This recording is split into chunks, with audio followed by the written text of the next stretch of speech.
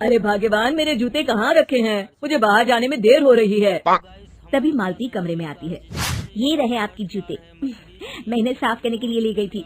अरे वाह, तुम कितनी समझदार हो, मेरे बिना कुछ कहे ही सारे काम कर देती हो। तभी मालती झिझकते हुए रमेश से कहती है, सुनिए जी, आपसे एक बात कहूँ, बुरा तो नहीं मानेंगे ना? अरे नहीं नहीं, बेफिक्र होकर कहो। शादी से पहले मैं अपने मायके में नौकरी करती थी। मैं चाहती हूँ कि अब मैं फिर से नौकरी करना शुरू कर दूँ। वैसे भी सारा दिन घर में बोर हो जाती हूँ। देखो मालती, तुम्हारे नौकरी करने से मुझे कोई ऐतराज नहीं है, लेकिन तुम्हें एक बात बता दूं, हमारे खानदान में आज तक कभी किसी औरत ने नौकरी नहीं की। फिर भी एक बार तुम माँ से पूछ कर देखो, अगर वो तुम्हें नौकरी करने की इजाजत दे देती है तो अच्छी बात है। रमेश वहाँ से चला जाता है। फिर उसी शाम मालती अपनी सास के पैर दबा रही होती है। तभी उसकी सास मालती से कहती है, अरे क्या बात है बहू, आज तो ठीक तरह से मेरे पैर नहीं दबा रही। किसी ख्याल में खोई पड़ी है क्या? मैं भी तो जानूं आखिर बात क्या है। दरअसल वो माँ जी। अरे हाँ हाँ बोलो, इतना सोच क्यों रही हो? माँ जी, अगर आप बुरा न माने तो मैं नौकरी करना चाहती हूँ। घर के काम करने के बाद मेरे पास काफी वक्त बच जाता है। मालती की ये बात सुनकर उसकी सास गुस्से में कहती है, अरे बहू, तेरी तबीयत तो ठीक है ना?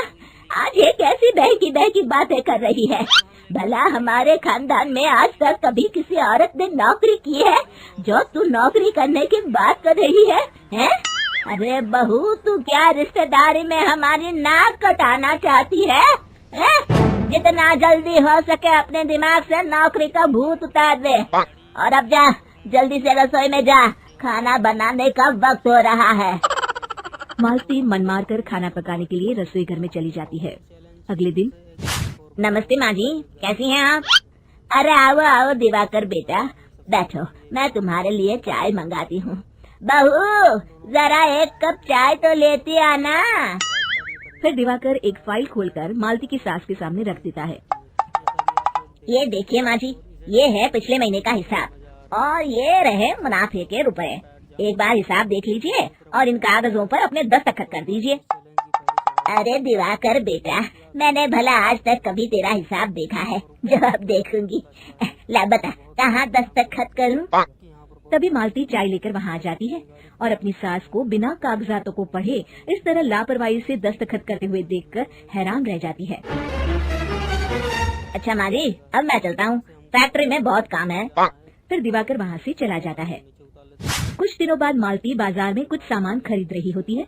तभी एक बूढ़ा आदमी उसे आवाज देता है, अरे मालती बेटी, कैसी हो? मुझे पहचाना? मैं तुम्हारी कंपनी में मुनीम का काम करता हूँ। हाँ चाचा जी, मैं आपको बिल्कुल पहचानती हूँ। कहिए, कैसे हैं आप? मैं तो ठीक हूँ, कंपनी में कुछ भी ठीक नहीं चल रहा, यहाँ तक कि हमें ठीक वक्त पर तनख्वाह भी नहीं मिलती। ये आप क्या कह रहे हैं? अब क्या बताऊँ, आप लोग तो कभी हिसाब किताब देखने दफ्तर आते नहीं।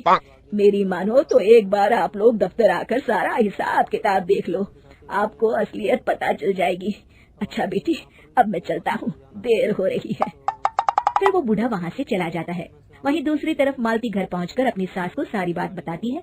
तभी वहाँ रमेश भी आ जाता है, लेकिन मालती की सास मालती की किसी भी बात पर विश्वास नहीं करती। तभी रमेश कहता है, अरे माँ, बिना आग के कभी धुआं नहीं उठता। जब मालती इतना कह रही है तो हमें एक बार दफ्तर चलकर देख लेना चाहिए। वैसे भी हम लोग काफी दिन से अपने दफ्तर नहीं गए हैं। इस तरह किसी एक आदमी के भरोसे काम छोड़ना मुझे भी ठीक नहीं लगता। अगले दिन वे सभी अपने दफ्तर पहुँचते हैं और सीधे दिवाकर के कैबिन में जाते हैं। अचानक सबको एक साथ देखकर दिवाकर चौंक जाता है।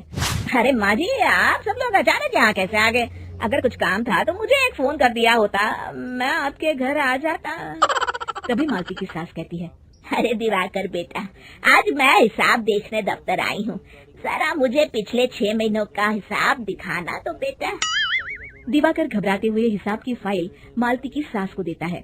मालती की सास फाइल लेकर मालती को देती है और कहती है, ले बहू, देख ले हिसाब। मालती फाइल को बड़े गौर से देखती है और अगले ही पल उसे सारी गड़बड़ी समझ में आ जाती है। वो अपनी सास से कहती है, माँ जी, मुनीम चाचा बिल्कुल सही कह रहे थे। हमारी कंपनी में पिछले 6 महीनों में जितना मुनाफा हुआ है, हमें उसका आधा पैसा भी नहीं मिला। यूँ समझ लीजिए कि 1 रुपये में सिर्फ चवन्नी ही हमारे हाथों में आई है। मालती की बातें सुनकर मालती की सास गुस्से से दिवाकर को पूछती है, क्यों दिवाकर, मेरी बहू जो कह रही है वो सच है? दिवाकर समझ जाता है आज उसका भांडा फूट चुका है। वो गिड़गिड़ाते हुए कहता है, मुझे माफ कर दीजिए माँ जी, मैं पैसों के लालच में अंधा हो गया था। अरे वाह दिवाकर, तू तो एक नंबर का चोर निकला। इतने दिनों से मैं तुझ पर आंख बंद करके भरोसा करती रही और तू मुझे ही चुना लगाता रहा। अभी के अभी निकल यहाँ से और दोबारा अपनी शक्ल मत दिखाना। दिवाकर वहाँ से भाग जाता है। मालती की सास मालती को शाबाशी देते हुए कहती है, बहू आज मैं समझ गई कि पढ़ाई लिखाई हमारी जिंदगी में कितनी जरूरी है। मैं बहुत किस्मत वाली हूँ जो मुझे तुझ जैसी बहू मिली है। शिक्षा, पढ़ाई लिखाई का इस्तेमाल सही जगह